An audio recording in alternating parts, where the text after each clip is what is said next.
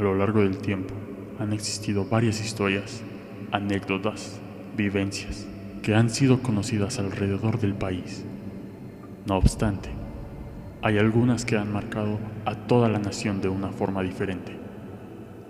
Una forma que está llena de dudas, sangre y dolor. Estas historias han sido conocidas por muchas personas, pero no todos se atreven a decir que son verídicas debido al miedo o a la falta de información. Acompáñanos a descubrir de qué se tratan estas teorías conspirativas mexicanas.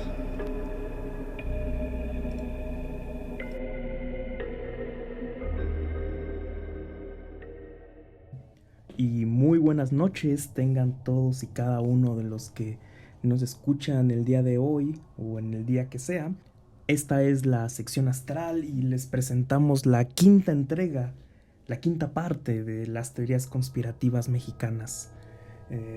Esta serie que hemos hecho para la sección astral del podcast Culto Podcast todos los sábados a las 8:30. Y bueno, vamos a ir comenzando aclarando las obviedades de siempre, protocolarias, que aquí les venimos exponiendo. Ya saben, todas estas teorías no representan la filosofía del podcast ni de un servidor y solamente están con el único fin de entretener. Y seguido de esto vamos a comenzar con la primera teoría, que es la del partido Águila Negra. El partido Águila Negra nos obliga a remitirnos al siglo XIX, a la consumación de la independencia mexicana. Un par de años después de esta consumación de 1821. Estamos hablando del año 1823 y más específicamente en el día 30 de mayo. El Partido del Águila Negra fue básicamente una organización masónica creada con el único fin de eliminar todo vestigio español, obviamente políticamente hablando, porque culturalmente eso sería imposible, debido a que los 300 años de pasado virreinal no se pueden quitar de la nada. Es imposible, es falaz. Bueno, el fin de esta organización era eliminar cualquier vestigio político en toda América, un poco como lo que la doctrina Monroe en Estados Unidos empezó a hacer para alimentar sus grandes y voraces fauces imperialistas. Pues básicamente México quería hacer lo mismo.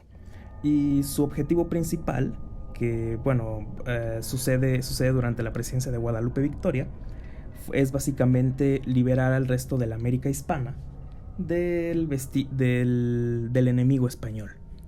Para esto planeaba liberar Cuba para próximamente anexarla.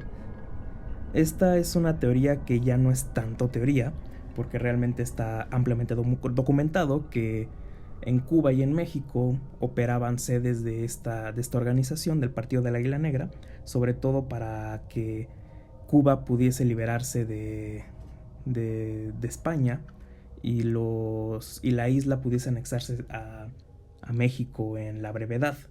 Lo que sucede aquí es que Estados Unidos también tuvo a Cuba en sus objetivos imperialistas desde hacía mucho tiempo, de modo que Estados Unidos intervino mucho en el fallo de este partido y de las acciones políticas que se estaban llevando a cabo, y esto entorpeció bastante la intervención mexicana en Cuba.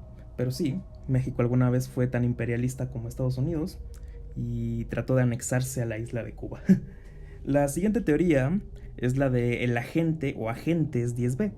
Esta es una teoría que es materia para una novela histórica incluso, porque es apasionante y es sumamente interesante.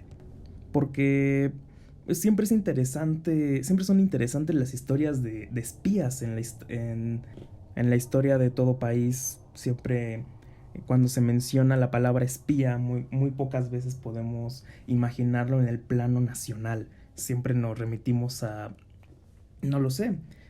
novelas como las de Arthur Conan Doyle con Sherlock Holmes, o nos vamos a casos en Estados Unidos con novelas policíacas de Edgar Allan Poe, pero es muy difícil pensar que estos espías podrían haber estado en México operando tal cual. Lo que pasa aquí es que sí llegó a pasar. Tenemos que remitirnos a la época del Maximato, esta época posterior a la Revolución Mexicana, más en concreto en el año de 1927. Y bueno, estamos hablando de una época que carga con los lastres de la revolución. En episodios anteriores hablamos un poco de esto.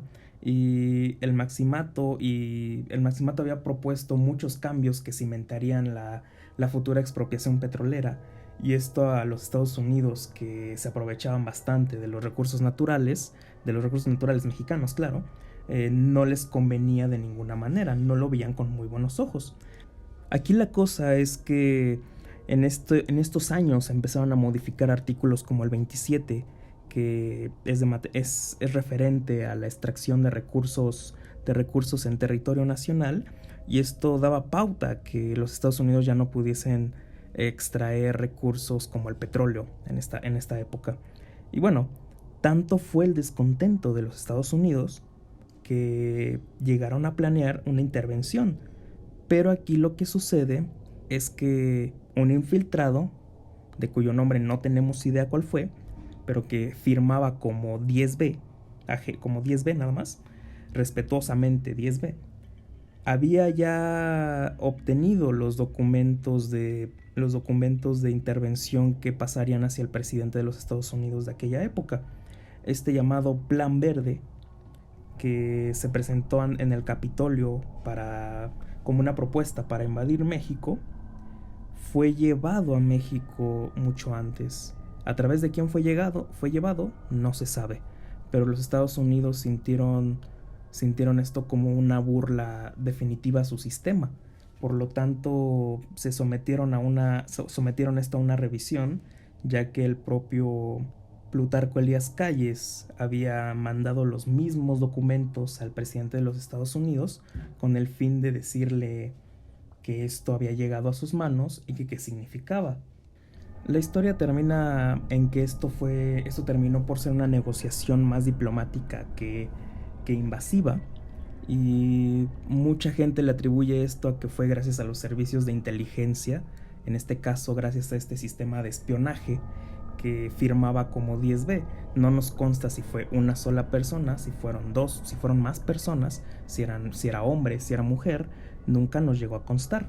Pero en la historia de los servicios de inteligencia mexicanos podría decirse que este ha sido al menos el más exitoso, porque es el que al menos pudo evitar un desgaste militar de proporciones enormes, como el que ya podría haber sido una intervención estadounidense en territorio mexicano en una época previa a la Segunda Guerra Mundial, como lo fue el año de 1927.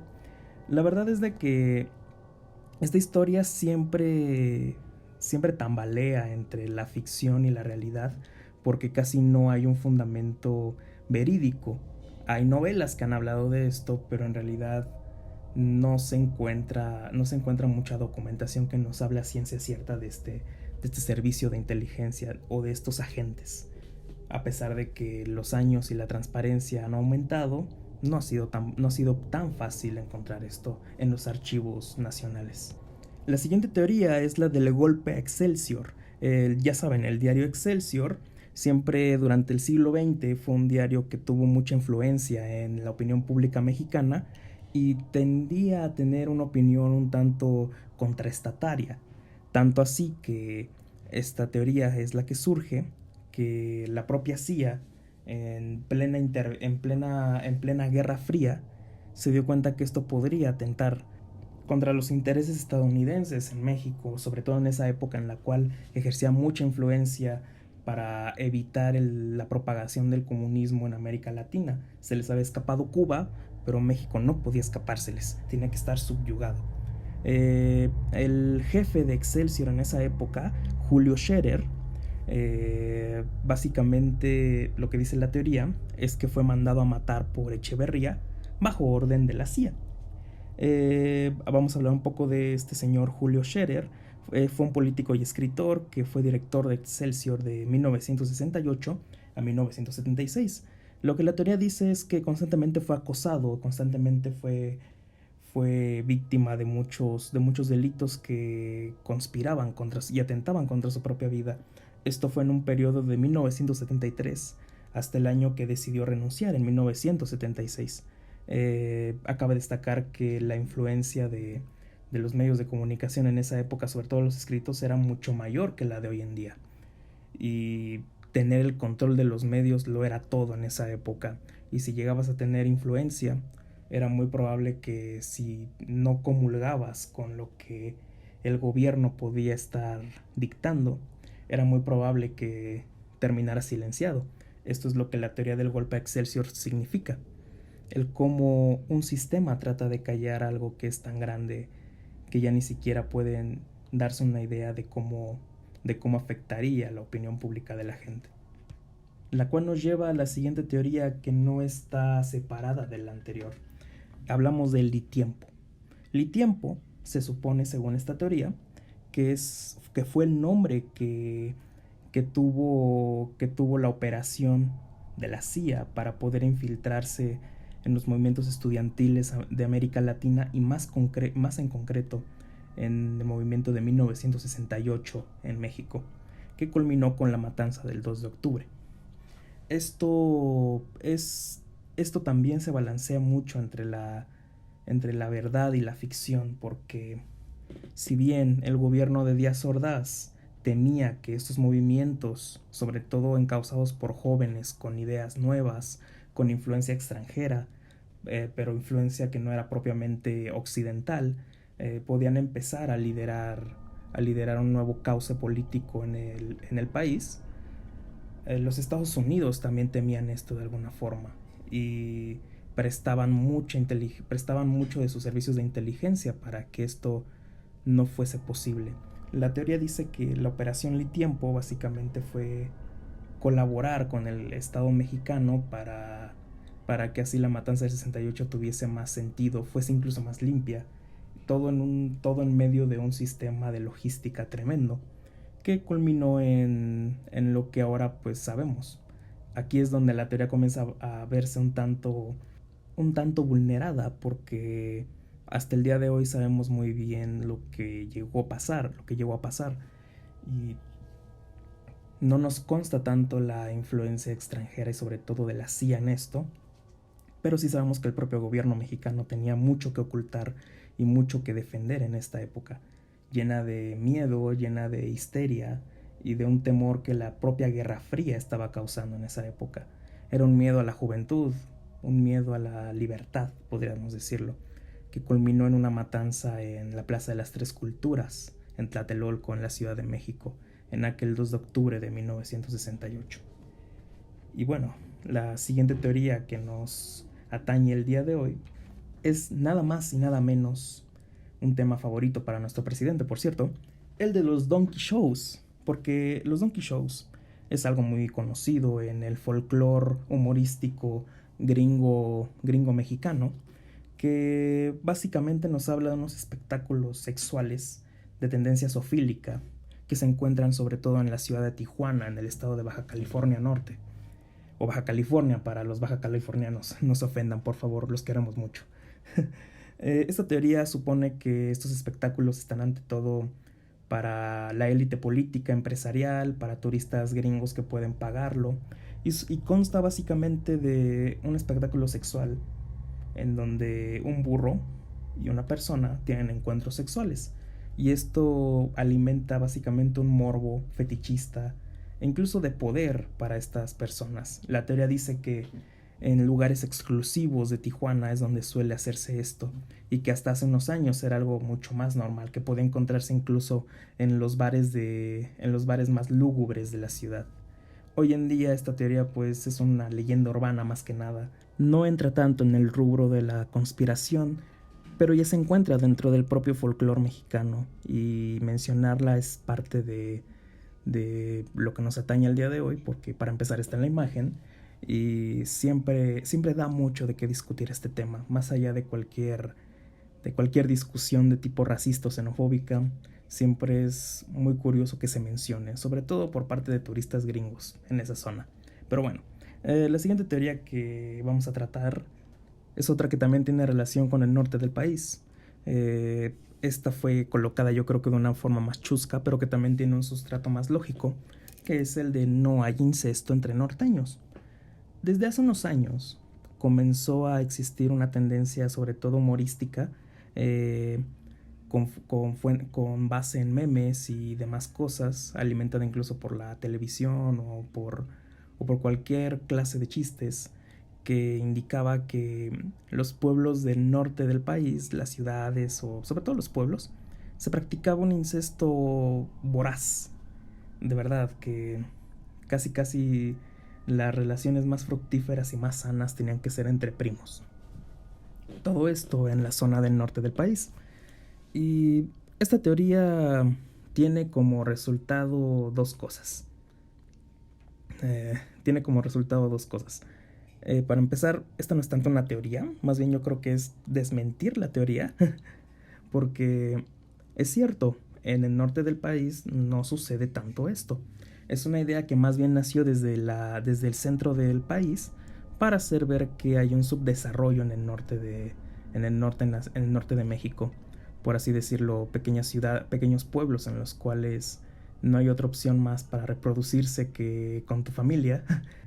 Y lo cierto es que si nos vamos a poblados del sur del país, es en donde encontramos los verdaderos casos de incesto, que son más frecuentes sobre todo en estados como Oaxaca, Guerrero, el propio Estado de México, casi toda la península, pero en realidad en el norte del país casi no suceden. Tampoco estoy diciendo que sucedan más en el sur, pero son más constantes allá. No estamos diciendo que ningún estado es propenso y que tenga como casi deporte local la práctica de incesto. Aquí la cosa es eso, que un discurso emanado desde el centralismo y la soberbia que a veces tenemos los chilangos ha provocado este tipo de mames que pues tal vez se lo toman muy en serio y procuran convertirlo incluso en una teoría conspirativa, pero aquí no pasa nada, todos queremos a todos los estados de la república. Somos una federación, somos amigos, somos compas. Y bueno, la siguiente es una teoría que es muy sencilla. Habla sobre el secuestro del jefe Diego. Ya saben, el jefe Diego, este líder ex candidato a la presidencia por parte del PAN, líder político, influencia muy constante.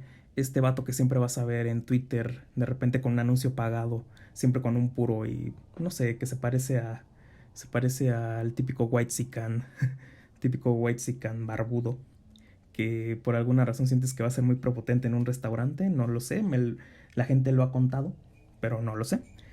Sufrió un secuestro durante el sexenio de Felipe Calderón, y bueno, todo lo que supone aquí es que esto fue algo totalmente orquestado y que sirvió mucho para elevar la opinión positiva con respecto al gobierno de Calderón. Y básicamente en eso se va la teoría. Fue algo totalmente orquestado.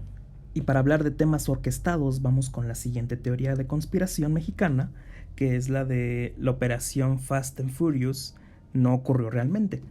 Para esto hablamos alguna vez del cártel de la DEA en episodios anteriores, en donde básicamente hablamos de que el gobierno estadounidense tiene mucha colusión en el comercio ilícito tanto de armas como de drogas en territorio mexicano, siendo que este es muy fructífero. Y durante el periodo de 2009 a 2011 se incautaron cientos de armas de fuego. Esto se asume que la teoría dice que en realidad fue el gobierno estadounidense quien estaba dispuesto a venderlas al narcotráfico, pero estos fueron descubiertos y lo encubrieron como una redada histórica de tráfico de armas. La teoría dice básicamente esto: porque si hay un gobierno que está a gusto con la idea de que exista un país como México, vecino del sur, que pueda tener un desarrollo social y económico paupérrimo a la par del suyo, puede ser Estados Unidos quien quiera esto. Eso es una explicación un tanto vaga y banal incluso, pero que da mucha explicación a el por qué podemos sentir que estamos como estamos. Siempre es muy fácil echar culpas y este tipo de teorías siempre asumen que en realidad culpa nuestra no es, sino que son factores externos a excepción que no son para nada míos. Esto nos lleva a la siguiente teoría, que es la de Juan Ramón Sáenz. El conductor de la mano peluda, Juan Ramón Sáenz, murió bajo circunstancias sospechosas, esto es sabido por muchos, y la teoría dice que en realidad esto estuvo asociado porque en realidad se vio en contacto con situaciones paranormales muy anómalas que causaron su muerte de una manera muy, muy horripilante. Esto es lo que la teoría básicamente dice. Y bueno, no hay mucho que decir en esta teoría más que la obviedad que hay de por medio en ella. Y la siguiente, más bien las siguientes, porque aquí podríamos meter perfectamente a dos teorías que están compaginadas la una con la otra, y son nada más y nada menos que la de Quetzalcóatl vikingo. Bueno, Quetzalcóatl es una deidad mexica, también con variantes en el mundo maya, con el nombre de Kukulcán, y básicamente es una representación mitológica más del panteón azteca. Y bueno, hay una teoría que sostiene que en realidad Quetzalcóatl es la representación de un vikingo, sobre todo, que acompañado con varias flotas vikingas llegaron a arribar desde Canadá, bueno, primeramente desde Islandia hasta Groenlandia, para llegar a Canadá e ir bajando hasta haber llegado a la costa veracruzana.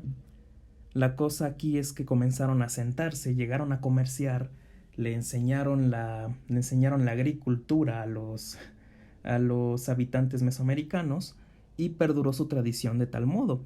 Estos vikingos se fueron y la leyenda de Quetzalcóatl, que regresaría en algún momento, se convierte viva a través de esto. Por eso cuando llega Cortés se creyó mucho que él era la encarnación de Quetzalcóatl, ya que cumplía con las características: un hombre pelirrojo y de piel blanca, como un vikingo. Hernán Cortés era pelirrojo, por cierto. Y esto en realidad no es real, no es una teoría de conspiración. Esto viene emanado de un libro llamado Quetzalcóatl, de una autora canadiense llamada Lucy Dufresne. Y bueno, es un libro que salió en el año 2011, que se alimenta mucho de esta tendencia. Y yo incluso lo veo como parte del llamado movimiento del hombre blanco salvador. Porque muchas veces desde Occidente no se pueden explicar que las civilizaciones no occidentales, no blancas, pudiesen llegar al esplendor que luego se ve sin haber tenido intervención de hombres blancos. Se ve en todos lados, se ve en el cine, se ve en la literatura, y pues precisamente este libro es ficción histórica. Por ejemplo, un ejemplo en el cine podríamos hablar de la película Atlantis, en donde el protagonista era quien realmente le enseña a la gente de Atlantis cómo es su cultura, les abre los ojos. O en Avatar incluso, donde el Salvador pues es este protagonista lisiado, que no recuerdo su nombre, pero sucede también en otros lados, Indiana Jones. En general esta tendencia es muy occidental, muy eurocéntrica, porque el eurocentrismo pues no puede pensar, no cabe en su cabeza que civilizaciones que no son como ellos lograron muchas cosas, como ciudades-estado ampliamente desarrolladas, y en general culturas tan complejas como las suyas en su momento. Eso es algo muy cierto y la teoría se explica aquí. Pero ahora vamos con la siguiente teoría, que es un tanto pues extraña, porque esta es la que alimentó lo que acabamos de platicar, y es que hablamos de odinismo en pueblos indígenas contemporáneos. Se dice que la mayoría de las religiones de indígenas contemporáneas tienen preceptos y bases muy, muy similares a las del odinismo pues nórdico. Esto ha sido sobre todo trabajo de antropólogos de la religión que han hecho esta similitud, pero que no tienen ningún sustento. Es como si dijéramos: oh sí, en un pueblo de Australia adoran al sol y lo representan como un dios con cara de ciervo. De repente en Brasil pasa lo mismo y ahora resulta que o los brasileños estuvieron en Australia o los australianos en Brasil. Pero no, son coincidencias que están muy de la mano con el pensamiento y las circunstancias históricas de cada pueblo.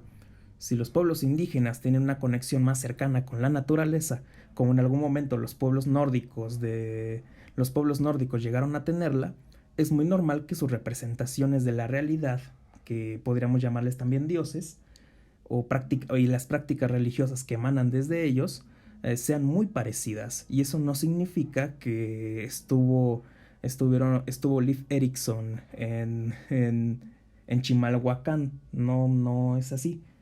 La teoría supone mucho esto, pero también es una idea de que se quiere tener un pasado o una hegemonía europea de alguna forma, y las cosas no son de ese modo.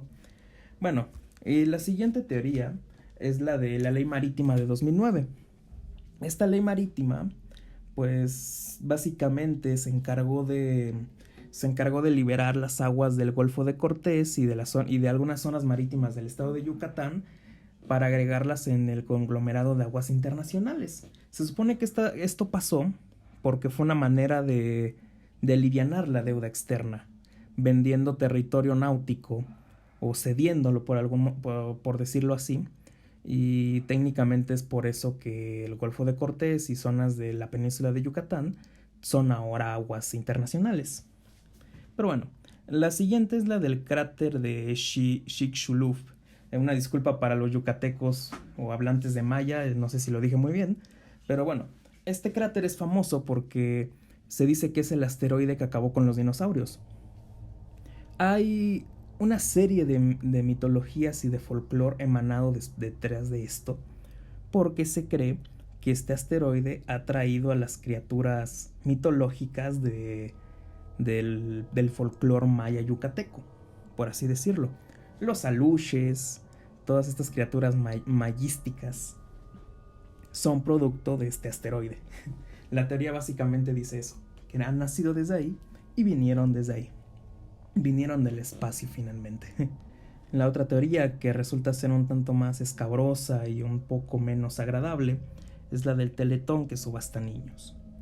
Esta es una teoría bastante absurda, bastante rara, no porque apoye el Teletón, todo lo contrario, pero esta teoría supone que en realidad el Teletón es una gran red de trata de personas, sobre todo para alimentar fetiches de adinerados, y que están casi subastando a los niños en plena televisión abierta, y que esto es consumido por las altas esferas del poder, y ya saben, la típica teoría que hemos visto constantemente acerca del mercado público de personas. Lamentable, pero es otra de las teorías que están aquí, desgraciadamente no es la última. Y continuando con esto, vamos a seguir con otra teoría, que es nada más y nada menos que la de Juan Jesús Posadas Ocampo. Se rumorea que este hombre fue asesinado por órdenes de nada más y nada menos que Marcial Maciel, por el hecho de que él estaba muy dispuesto a difundir todos los secretos que los legionarios de Cristo, y que posteriormente nos enteramos todos, estaban dispuestos a ocultar de por vida. Y tal vez no pasó así, pero su asesinato finalmente sí ocurrió. Y al mismo tiempo, los secretos de los legionarios de Cristo y sus atroces crímenes los conocemos también muy bien. La siguiente es una teoría también ya conocida, se vio en episodios anteriores en alguna forma, y es que hablamos del subcomandante Marcos Actor. Se habló en su momento de que el ZLN era realmente un teatro montado por el PRI, pero hablemos de su figura y cabecilla principal y vocero, el subcomandante Marcos. Se dice entonces, según esta teoría, que en realidad no existió nunca el subcomandante Marcos.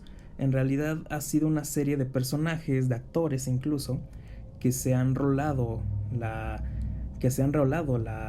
al personaje, y cada vez que tenía entrevistas y cada vez que tenía momentos en los cuales tenía que verse en el público, podía llegarse a notar, sobre todo en los ojos, en las pequeñas facciones como en pómulos y párpados que podía dejar a la vista su pasamontañas, que podían ser distintas personas.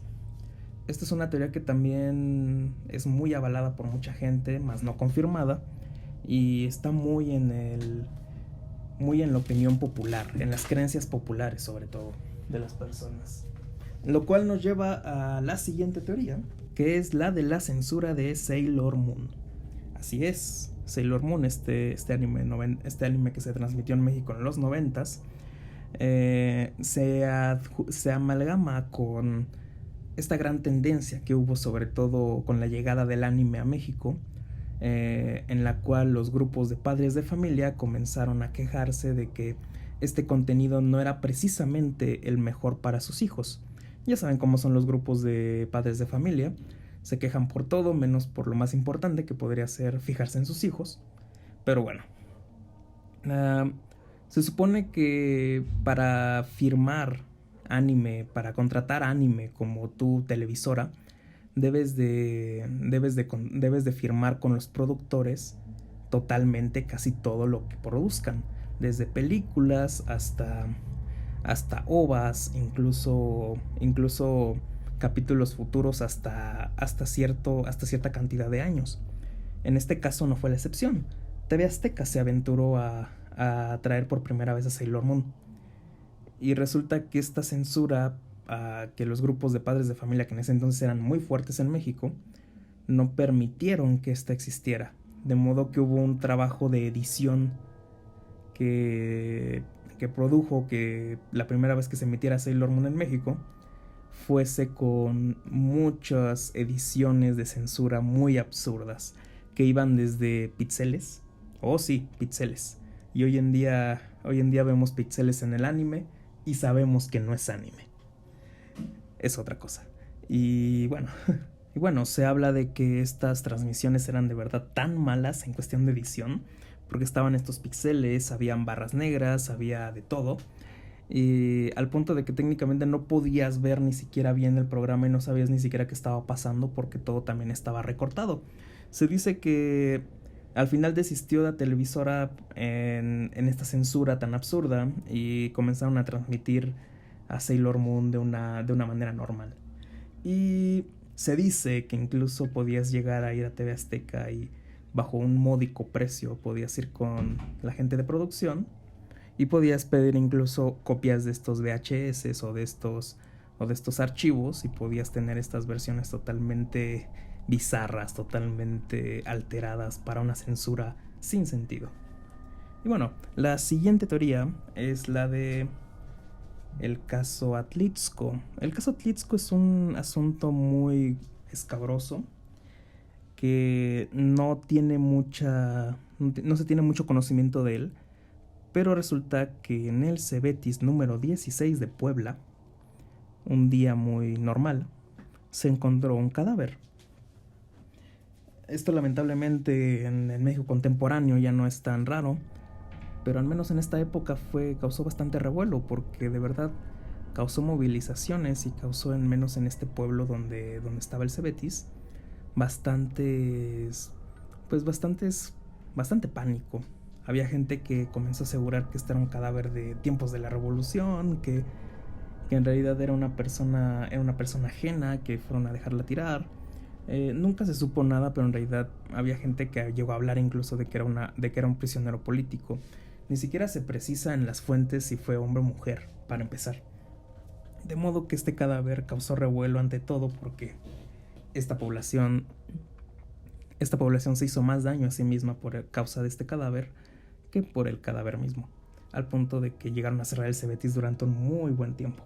Esto es algo que está muy en el folclore de Puebla, y no sé por qué está en esta sección de las teorías, pero alguien la puso. La siguiente teoría es de mis favoritas. Entra dentro de este gran mundo que es las teorías de conspiración del metro, las leyendas urbanas y demás. Y es la de la base militar ubicada en el metro. La línea 2 del metro, también conocida como la línea azul, o la línea que tiene los asientos más incómodos de la red, es de las más grandes del sistema de transporte colectivo, y también es la que te puede llevar desde casi Naucalpan hasta casi Xochimilco. Y de modo que esta tiene una gran amplitud y atraviesa casi todo el Distrito Federal, bueno, toda la Ciudad de México. Y lo que dice esta teoría es que en realidad, al final, en la terminal, en la estación Cuatro Caminos, en realidad no es la última estación. Muy cerca de ahí se encuentra el campo militar número 1, una base militar muy importante para la Ciudad de México, centro de operaciones y lugar súper estratégico del ejército mexicano, y se dice que en realidad existe una estación clandestina, bueno, no clandestina, simplemente oculta, que se encuentra dentro de las bases del cuartel militar. Esto con el objetivo de que cuando se presente una emergencia de tipo, no sé, una emergencia de verdad tremenda, el ejército mexicano tenga la opción de trasladarse al Zócalo capitalino de la manera más rápida posible. Porque recordemos que la línea 2 tiene una estación conocida como Zócalo, que en efecto te deja en el Zócalo, centro de, centro de la Ciudad de México, en donde se encuentra el Palacio Nacional, lugar donde se alberga el presidente, y en donde también se encuentra la alcaldía de la Ciudad de México, en donde también se rige la gobernación de la misma Ciudad de México. Pero bueno, es fascinante siempre los temas de metro, para mí lo son mucho. Y con esto nos vamos a ir al último tema, que es el de no hay 3:33 de la mañana en México. Según esta teoría, básicamente se dice que no, la hora de las 3 de la mañana con 33 minutos no existe. Esto puede ser por un asunto de energías que la propia ubicación del país implican en el uso horario. En realidad no tenemos ese minuto nunca y no existe, y los relojes simplemente lo aparentan. Pero no hay nada más que sustente esto más allá de asuntos esotéricos y un tanto conspiranoicos. Pero finalmente esto nos atañe porque es conspiranoico, ¿no? Pero bueno, esta sería la última teoría. Y nos vamos a dirigir, como en los últimos episodios no lo hicimos, pero vamos a ver ahora. En esta imagen, en este piso, nos encontramos con el güey de la canaca. Y bueno, si conoces estas teorías y ahora las conoces, tienes el nivel de conocimiento que el güey de la canaca. Y bueno, hasta aquí mi reporte del quinto piso de teorías conspirativas. Espero que les vaya muy bien en hoy y siempre, y nos vemos en el siguiente capítulo, en el sexto piso de las teorías conspirativas mexicanas. Nos veremos pronto. Hasta luego.